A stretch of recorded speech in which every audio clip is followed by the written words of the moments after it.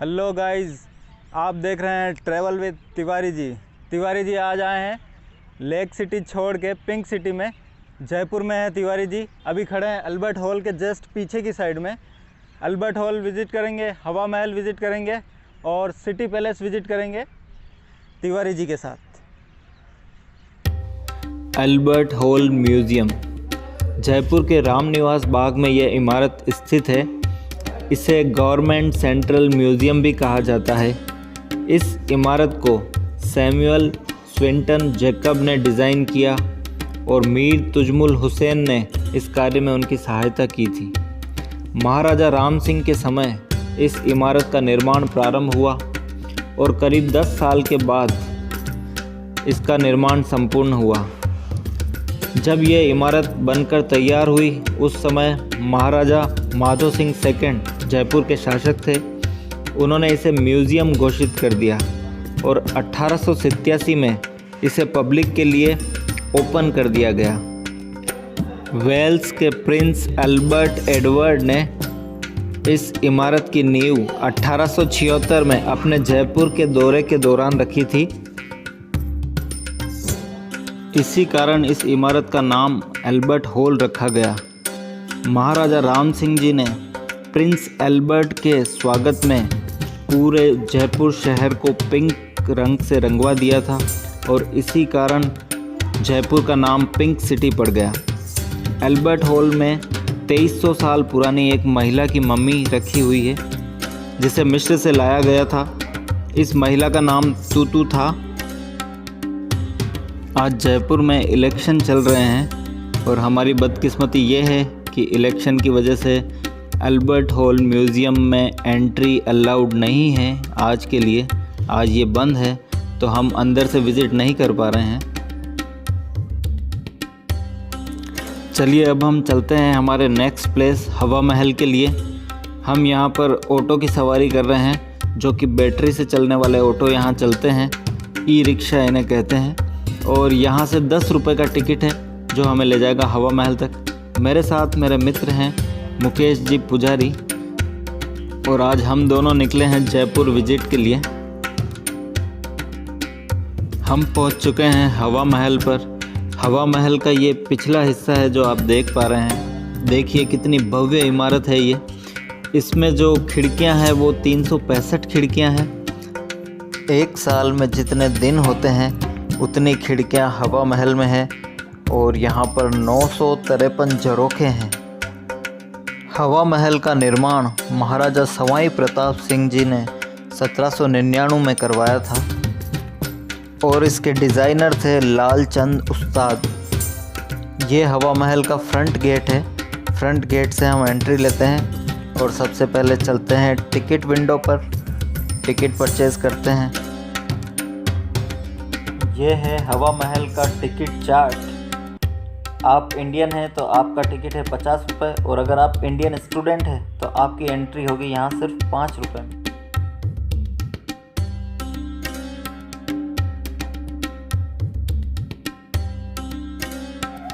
ये है हवा महल का मुख्य द्वार।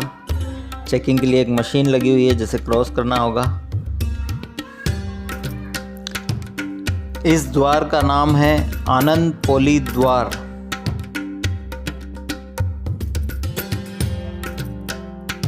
और सामने की साइड आपको एक द्वार और दिख रहा है जिसके ऊपर एक चंद्रमा बना हुआ है। इसका नाम है चंद्रपोली द्वार। यहीं साइड में एक पुराना कुआं बना हुआ है। पहले पानी की सप्लाई पूरे महल में इसी कुएं से करी जाती थी, लेकिन अब इस कुएं में पानी नहीं है, सूख चुका है ये कुआं।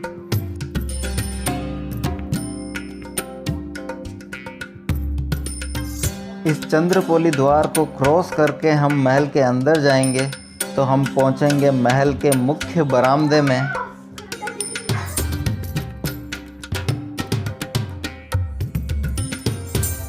और इस बरामदे के बीचों बीच लगा है एक वाटर फाउंटेन। ये बहुत ही अच्छा और ऊंचा पानी का फव्वारा है। हवा महल में चारों तरफ इतनी खिड़कियां और झरोखे बने हुए हैं जिनसे हवाएं क्रॉस होती है। जब वो क्रॉस होती हुई हवाएं इस वाटर फाउंटेन के पानी से गुजरती है तो पूरे महल को ठंडा कर देती है। इसी कारण गर्मी के मौसम में भी हवा महल में ठंडी हवाएं चलती रहती है, पूरे महल में एक ठंडक भरी रहती है।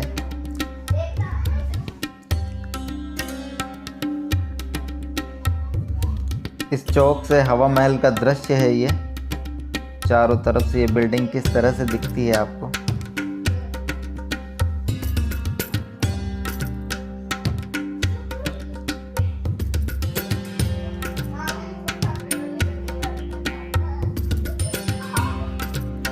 और एक शानदार ब्यूटीफुल दृश्य मैं आपको दिखाता हूँ कि वाटर फाउंटेन में आप देखेंगे कि इंद्रधनुष का निर्माण हो रहा है।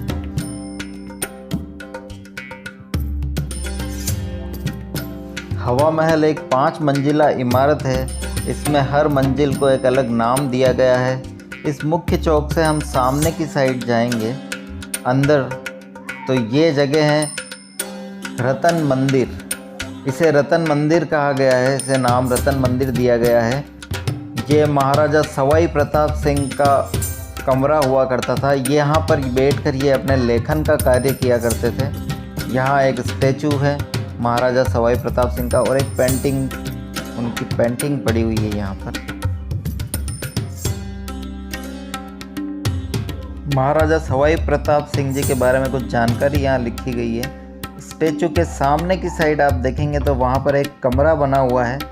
इस कमरे में महाराजा सवाई प्रताप सिंह जी आराम किया करते थे। यहाँ कमरे के ऊपर आप देखेंगे तो आपको एक गिरारी दिखेगी लोहे की। ये गिरारी पंखे के रूप में काम आती थी।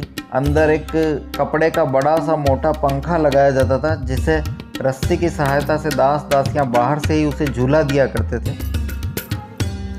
महाराजा सवाई प्रताप सिंह जी कृष्ण भक्त थे और हिंदी के कवि थे। उन्होंने ब्रजनिधि नामक काव्य की रचना की थी।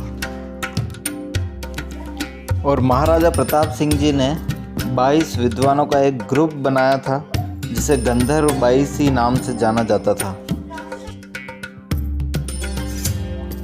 ये हम आ गए हैं हवा महल की द्वितीय मंजिल पर, सेकंड फ्लोर पर।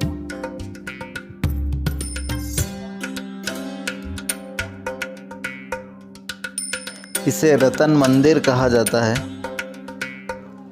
इस रतन मंदिर की एक ख़ास बात आप देखेंगे कि इसकी खिड़कियों में, झरोखों में आपको कलरफुल कांच लगे हुए दिख रहे हैं। ये कांच स्पेशल बेल्जियम से मंगाए जाते थे उस समय। इन कांच के रंगों की एक ख़ास बात है कि इसमें 4 कलर के रंग यूज़ किए गए हैं। पीला, लाल, हरा, नीला। ये चारों कलर लिए गए हैं कच्छावा राजवंश के झंडे में। कच्छावा राजवंश का झंडा पचरंगी झंडा कहलाता था, जिसमें 5 कलर हुआ करते हैं, लाल, पीला, हरा, सफ़ेद और नीला। इन 5 रंग के पीछे भी एक कहानी है। सन 1585 में राजा मानसिंह प्रथम काबुल अभियान पर गए थे। तब उन्होंने वहाँ के 5 यवल कबीलों को युद्ध में हराया था और उन्हीं यवल कबीलों के ही 5 अलग अलग रंग के झंडे थे। उन 5 रंग के ध्वज को मिलाकर इन्होंने अपने ध्वज का निर्माण किया। ये हवा महल से आपको नाहरगढ़ किले का नज़ारा दिख रहा है। ये यहाँ से करीब 10 किलोमीटर दूर है बाय रोड।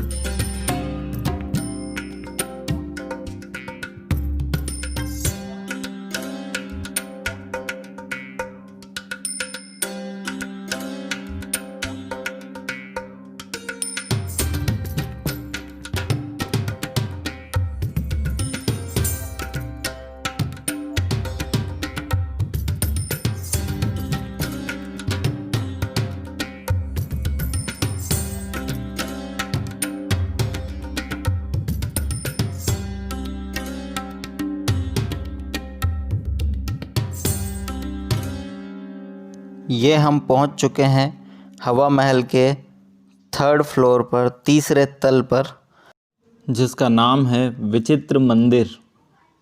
यहाँ पर भी आप देखेंगे तो खिड़कियों में आपको वही रंग बिरंगे बेल्जियम से मंगाए हुए कांच ही लगे हुए दिखेंगे। इन कांच की ख़ास बात यह है कि जब सूरज की रोशनी बाहर से इन कांच में से क्रॉस होकर अंदर आती है तो पूरा जो भवन है वो रंग बिरंगा रोशनी से नहाया हुआ होता है। बिल्कुल रंगीन रोशनी इसमें भर जाती है। एक ख़ास बात मैं आपको और बताना चाहूँगा, यहाँ पर इतनी खिड़कियाँ और झरोखे होने का एक मेन कारण ये भी है कि रानियाँ अपने महल से ही, हवा महल से ही बाहर बाज़ार में हो रही गतिविधियों को यहाँ से देखा करती थी। क्योंकि पर्दा प्रथा यहाँ चलती थी, तो रानियाँ बिना किसी को नज़र आए यहाँ से खिड़कियों से, झरोखों से बाहर की शहर की गतिविधियों को यहाँ से देखा करती थी।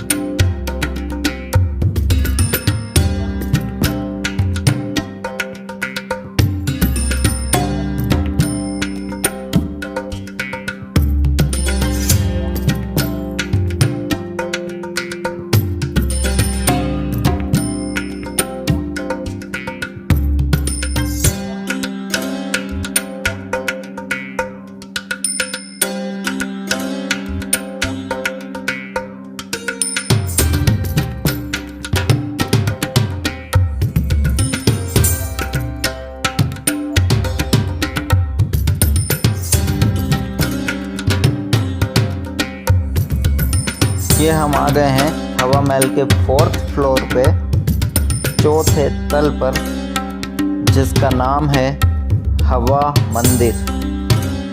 यहाँ पर आप आते ही यहाँ चलने वाली हवाओं को आप महसूस कर सकते हैं।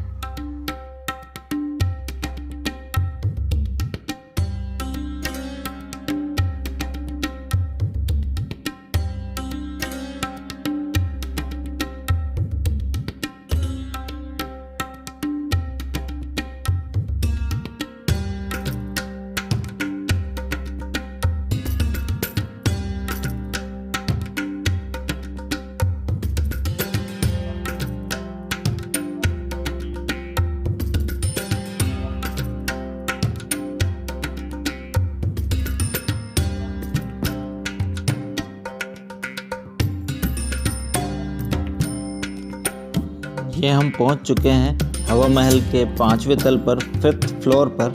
सामने की साइड में जो आपको दिख रहा है वो भी 5th फ्लोर ही है। और यहाँ से आपको दिख रहा है ये हवा महल के अंदर का कॉरिडोर और शहर का नज़ारा। यहाँ पर भी हम जाएंगे। सामने जो 5th फ्लोर है ये भी 5th फ्लोर ही है। नीचे 4th फ्लोर पर वापस उतर के वहाँ के लिए सीढ़ियाँ अलग से जाती है जो सामने दिख रही है। वहाँ से उन झरोखों में जाया जा सकता है, 5th फ्लोर के झरोखों में। एक्चुअल में 5th फ्लोर का नाम ही हवा मंदिर है, लेकिन 4th फ्लोर पर ही हवा मंदिर का बोर्ड लगा हुआ है, वो पत्थर रखा हुआ है हवा मंदिर वाला। मैं आप लोगों को 5 मंदिर के नाम बताना चाहता हूँ। 5 फ्लोर हैं और 5 फ्लोर को मंदिर के रूप में नाम दिया गया है। 1st फ्लोर शरद मंदिर, 2nd फ्लोर रतन मंदिर, 3rd फ्लोर विचित्र मंदिर, 4th फ्लोर प्रकाश मंदिर और 5th फ्लोर हवा मंदिर। इस तरह से हवा मंदिर की 5 मंजिलों को अलग अलग नाम दिया गया है, मंदिर के रूप में उन्हें नाम दिया गया है।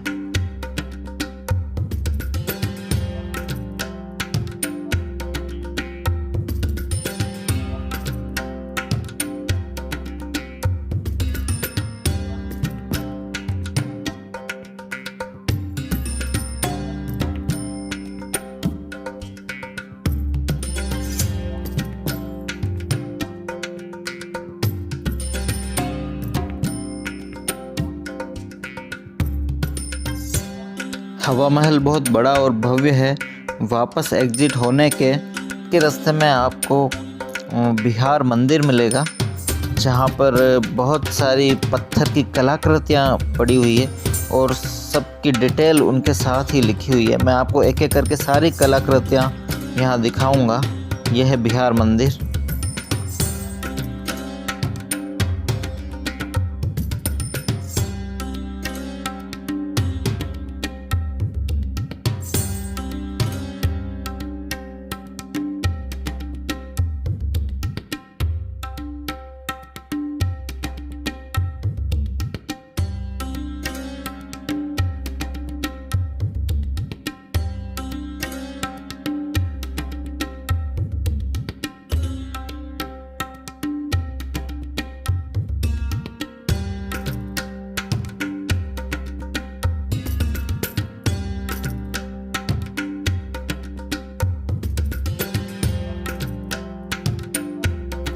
इस वीडियो में मैंने हवा महल का पूरा टूर कराया है। हवा महल की कोई भी मंजिल, कोई भी कोना मैंने नहीं छोड़ा है, ना ही कोई कलाकृति, मूर्ति किसी को बाकी नहीं रखा है। वीडियो में हर एक चीज़ पूरी तरह से दिखाई गई है। वीडियो बहुत लंबा हो गया है, लेकिन ये बात है कि जो इस वीडियो को पूरा देख ले उसने पूरा हवा महल का कोना कोना पूरा देख लिया है। उसके बाद हवा महल में देखने लायक कुछ भी नहीं बाकी रह जाता है उसके लिए। वीडियो को देखने के लिए धन्यवाद।